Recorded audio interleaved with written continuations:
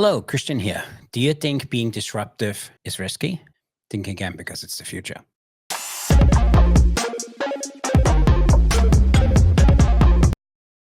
Hello again, I'm Christian, a disruptive chef, entrepreneur, host, and today we want to talk a little bit about disruptive leadership. What is it and why does it matter? So why do you think disruptive leadership is important? And what is it? For me, it's disruptive leadership means changing the norm and constantly pushing the boundary and always innovating. What does it mean for you? And why does it matter? Especially in the days in this fast-paced world we have in the industry, staying ahead is the key. Otherwise, you are being left behind. So what are some of the do's and don'ts of disruptive leadership? And I know you're thinking, why is it important? I honestly feel if you want to be revolutionizing your kitchen, you need to start being disruptive. So if you want to have a dynamic, driving work environment, what do you need to do? You need to foster creativity in your kitchen. Are you currently doing that? How are you doing it?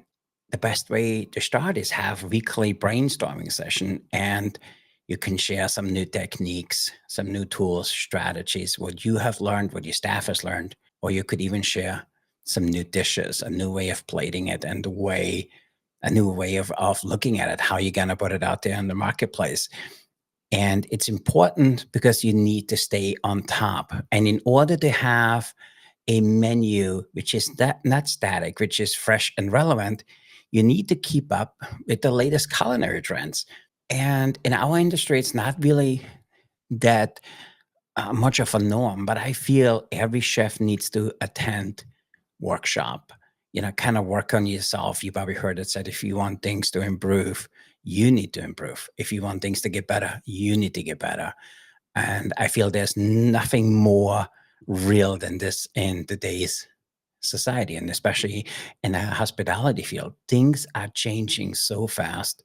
Concepts used to last year, now they last months, and clients come in and looking for the latest and greatest all the time. You want to be known for innovation. You want to be known to pushing the boundaries and have something new. So how do you stay on top of it? We talked about attending workshop, reading culinary magazines. There's some amazing stuff out there. You can watch YouTube videos. You could do stuff what we do here and watch us. What we have learned over the last 30 years is what we share on these podcasts and this show all the time. We also share what some of the things we're working on, what's working, what is not working. And we also share the newest tools, tips, and tricks, what you need to do to stay on top of it. So for me, I love reading magazine. And I was told a long time ago, if you want to be an expert in your field, read an hour a day in your field.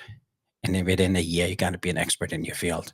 And for me, I love culinary magazines. And for what I do, it's really simple. I take a file cabinet and I have new ideas, new way of plating, new way of thinking. And then I rip pages out of the magazines and I kind of file them along. And if I need some inspiration, I look in those files for the way I filed it. And for me, it works really, really well. And for me, it just doesn't not only work well, it keeps me thinking of some new things. It helps me, drive my innovation here, what we do with my team and what we're doing in our restaurants. So really, really important. And then there's also some don'ts around that. First off, you need to trust your teams and you need to empower them. And I see this so many times in restaurants. People just don't trust their team and they don't trust them that they will do the right things, but they need to step up. And therefore, if you empower them, I honestly feel it gives your team the freedom to do their job and just not just doing their job, doing it right and step above and beyond. In my team here, the team comes quite often asking me, hey, Christian, what do you think about this?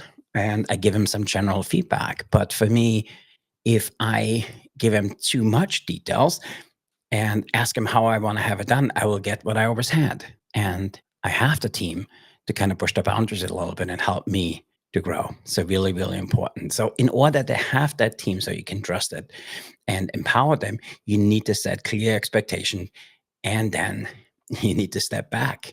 And for a lot of our chefs, this is really hard of letting go.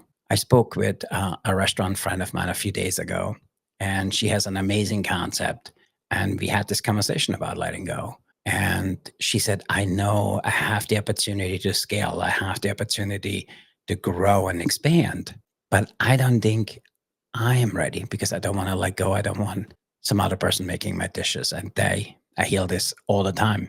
And then we need to look at, you want your team to collaborate and not just collaborate, create an environment of elaboration, collaboration, innovation, and make this the environment for them to work in. And I learned this a long time ago. Listen to your teams, listen to your team's ideas, and listen to their feedback and implement some of that feedback. If you hold regular team meetings, be open to talking about it, what's going on. It could be a pre-meal. And we actually here as an organization just started it up again. We're starting Mondays, we check in every morning, and then what did we get done by the end of the week? Because you need to embrace progress and new opportunity. And I feel that's where our industry not just struggles, it's something which is not that commonly known. I just had somebody I spoke to a few days ago, one of our clients, and he said, I don't want to change because I know if I do this, my clients will like it. They have liked it for the last 20, 25 years. So he will have his regular clientele coming in, but he will not grow and he will not bring new people in because he has the same old, same old. And then my feedback to that is you need to be open to new ideas. Adjust your base menu, put some seasonal ingredients on it, and look at some customer feedback. In our restaurants, the customer's doing an amazing job in giving some feedback. Sometimes it's good feedback, and sometimes, you know what, we need to take it with a grain of salt. And then we need to overlay how do we execute at the highest level. And I watch Gordon Ramsay, and I like him a lot because he's known for high standard and perfection. Quality is key, and consistency is key. So you hear this a lot, and a lot of the restaurants, not succeeding, which let go of quality and standards. I had a podcast earlier this week, and the guest talked about that he's really frustrated when he walks into a kitchen and it's dirty. I think that's, for me, just an example that people don't live up to the quality they deserve or known for, and they're not consistent. So you need to maintain a high standard, not just in your kitchen, within your staff, within your suppliers. And then you can also do it with your clients. And that's not just in a restaurant. If you are a consultant, the same is for you. How do you maintain a high standard within your client? And that high standard is of yourself. And how do you deliver to them? Again, we have clients which come to us and they said, hey, can you fix this? Because we had a consultant, we charged us $20,000 and he never really finished it. Or he did it in a way that the team just didn't understand it. So we have this quite often. So number one thing to look at, quality and consistency are key. Set a standard, maintain the standard, and keep that standard throughout the staff and everybody else. So what are some practical tips for being a disruptive leader? And for me, I think there's 3 ways of doing it. Number one is self-improvement. We talk about this all the time. Become a student of life. Become a lifelong learner. Be committed to learn, not just in what you see, also the way you act. There's a lot of people out there which knowing a lot of stuff and going to a lot of events and attending workshops and classes, but never implement it. A client asked me just a few days ago, Christian, what is the best tool to do staffing, scheduling, and that? And you hear me say this all the time, the best tool is what you use. And if you use something, find something better. But if you don't use it, it doesn't matter how good it is. And around self-improvement and growing as a leader, you need to be committed to that lifelong learning. And you could do this through reading leadership books, attending leadership workshops, listen to podcasts, not just go to workshop, volunteer for workshop, because if you learn and teach, you will learn a lot more. And the second one for me is you need to keep learning, never stop learning, take courses, attend workshop, and join a professional network or join a mastermind. And me hosting a mastermind, and it's amazing what the collective can do. And then finally, you need to network. And it's a cliche, and a lot of people are talking about it. Your network is your net worth. I honestly believe that's so true, because if you want to gain new ideas and new perspective, you need to be around people which play at a higher game than you do. And you also need to be around a group of individuals which ask more of you than you ask for yourself. And you probably heard it said that we do more for others than we do for ourselves. So being part of a professional network, being part of a mastermind will allow you to kind of play a higher game. I currently belong to 3 different masterminds. And there's one mastermind we belong to is quite expensive. And I make sure I don't miss any classes because it is very expensive. But when I go there, you better believe it, I take notes. Not only do I take notes, I bring them back and I implement them. So if you gain a new idea or a new perspective, you need to act on it. And when people share, they sometimes share from experience. So if they made the mistakes, why do you want to make the same mistakes? Implement those changes, implement the new ideas and that new perspective, what they share with you. And you will see, you will have some amazing results. And then you need to build relationships with other people like you. So if you're an executive chef, build relationship with other executive chefs. If you're a corporate chef, build relationship with other corporate chefs. If you're a culinary consultant, build relationship with other culinary consultant. If you a leadership coach or consultant, hang out with other people are like you. Because if you hang out with people which are like you and which playing at the same game and maybe even a higher level as you are, it will forces you to step up, because as chefs, we're very competitive. So go out, attend those workshop, join association, and participate in online forums. There's no better way to kind of give back than being part of those online forums.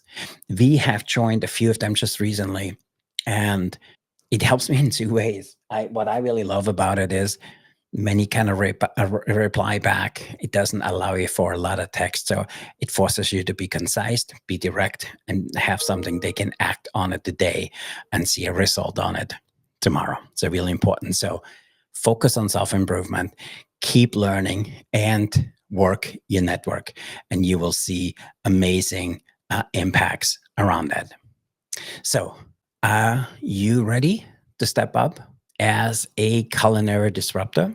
Are you tired of playing it safe, and do you want to lead your culinary team to greatness? Because if you think of being a leader is all about control, it's time to rethink that. And for me, disruptive leadership or disruptive culinary leadership is about pushing the boundaries, is not ignoring things, is pushing the boundaries and rewriting the script, not going against and saying, I'm not doing it. Find a way to do it better than you did yesterday. Find a way to execute at a higher level than you do yesterday. And find a way to bring a greater impact than you did yesterday. For me, that's really, really important in being a disruptive leader. So, what are some practical tips you could do outside of that? And we talked about the self improvement, keep learning and keep networking. How do you do it and where do you do it? I get this a lot from chefs. I don't have the time to join networks. I don't think you don't have the time not to be part of it. We wanted to do something different in one of our programs, and we reached out to a friend of mine who has done what we want to do. And he came to us and said, hey, I would do this, this, and this. Don't do this because I did this and it kind of set me back. Follow this, keep it simple, and you know what? Just execute on it. And sometimes in the culinary world, we make it too complicated. So for me, if there's nothing else you learn or take away from today's conversation, is complexity is the enemy of execution. If you make it too hard, nobody will act on it. Make it simple. Have that conversation with your staff. Be available. Listen to their feedback. Implement feedback. A lot of your team member probably have amazing ideas on how to make not just your operation better, how to make a better experience for your client.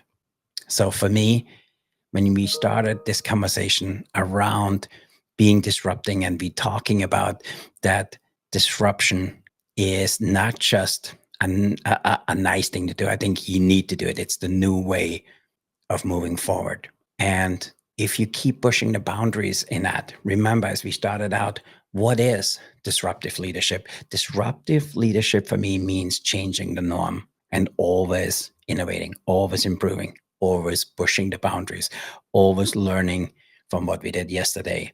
And it does matter because in this really, really fast moving world, where we have challenges with staff, where we have challenges with robotics, and I'm a big fan of robotics, the culinary world is changing faster than ever. Implement some of these tools, otherwise you will left behind. And we don't want nobody to be left behind. We want everybody to have that fair, unfair advantage we teaching in these podcasts and in these shows. So if you haven't done so, please like this episode below, share it with a friend. Let us know, what are you doing to stay disruptive? What are you doing to push the boundaries? What are you doing to make tomorrow better than it was today? How do you encourage creativity? How do you stay updated? How do you promote continuous improvement? How do you focus on self-improvement? How do you keep learning? And how do you push your network and your network? So with that, I want to say thank you. My name is Christian at the Disruptive Chef host. Go out there and stay disruptive.